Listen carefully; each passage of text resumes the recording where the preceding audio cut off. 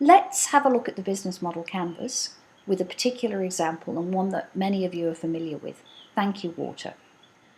Thankyou Water is bottled water, but what it offers in addition is that a high proportion of the money that you pay for that bottled water goes in overseas aid specifically to provide water to parts of the world where it's in short supply and they don't have a safe drinking supply of water.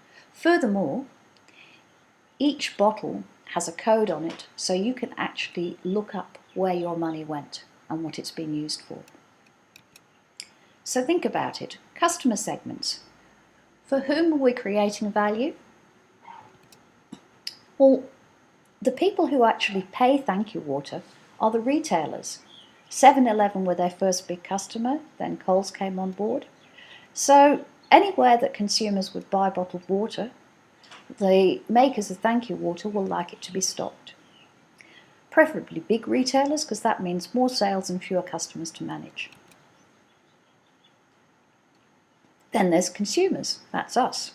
Anyone who buys bottled water, which is people on the move, young people, who knows? Let's see. Okay, value proposition is about what customer problem we are solving, what value we deliver to the customer. So, for consumers, people like us, obviously, bottled water. But it's not just that. Why Thankyou Water rather than any other bottled water? Well, it's convenience, but then so is any bottled water. What it offers that's different from the competitors is it makes us feel good about ourselves because we are contributing to solving problems for people elsewhere in the world and knowing where our money's going. For the retailers, it's much simpler. They just want lots of sales. Channels. How do our customers want to be reached, or where do they expect to find what you're selling? Consumers, well, if we're buying bottled water, we expect to find it in all the places that you'd find any other bottled water. So supermarkets and convenience stores, cafes. As for information, well, social media is the obvious way of finding out where your money's gone. For the retailers, they deal with distributors who actually bring the products to their retail outlets and account managers who manage their particular store. What sort of relationships do our customers want with us? Well, consumers of Thankyou Water, maybe they want social media updates. You know, you've helped 100 families in this village. They might want information. And they probably want to go looking for that if they want it rather than have it sent to them. Maybe not. Maybe they don't want any relationship at all. They just want a bottle of water. Retailers, it's transactional. We pay, you deliver. And this is really important, they want to know that the product will sell. So they expect the people making the product to promote it so that more people will come to their retail outlet and buy it. If you've read the story of Thankyou Water, one of the ways they actually got into the big stores was by a massive social media campaign which put pressure on Coles and Woolworths to start stocking it, but also provided validation that people really did want to buy it. Okay, where does the money come from? Consumers, they pay the same as any other bottled water, and that's important.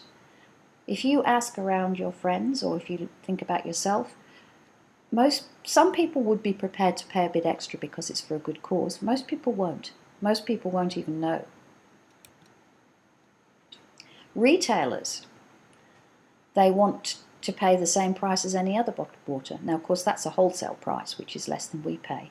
They want the same credit terms, the same payment method. In other words, no change to the way they do business. Least disruption. Key resources. What resources would they need to deliver their value proposition, etc.? Well, manufacturers and distributors, sales and marketing staff, system to track donations, because that's unique, a website to provide donation information to customers, all the sorts of things you need to do to run a business. Key activities. Well, they'd have to be able to design this information system and manage the website and social media and look after the major retail outlets and in particular manage the relationship with the aid organisations. Key partnerships.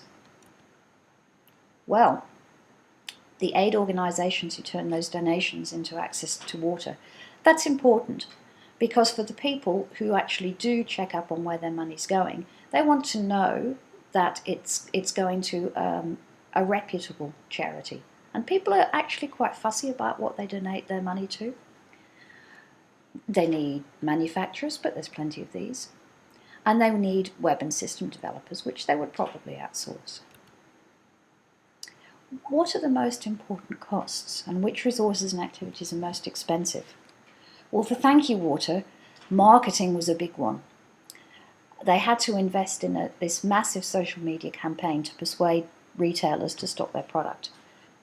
Now, having done that, that's almost self-sustaining. They needed the information systems so they could live up to their promise to track the money from each bottle of water. I have bought Thankyou Water occasionally and I've never tested it. I'm interested if any of you have. The thing is though, even though only a tiny proportion of customers might test that, if any of them test it and find that it's not valid or it doesn't work, think about it. They've invested in a massive social media campaign. They've got lots of followers. It only takes a couple of people to write on their Facebook page that this business about tracking where your money went doesn't work, and they're in trouble. Stakeholder management, because the aid partnerships are important for company reputation, that means they're probably going to have to do face-to-face meetings and some travel, which obviously involves some costs. Okay, so that covers all the elements of the business model canvas.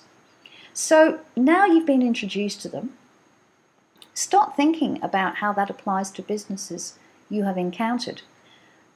You are a customer of lots of different businesses, so think about what your value proposition is when you buy something.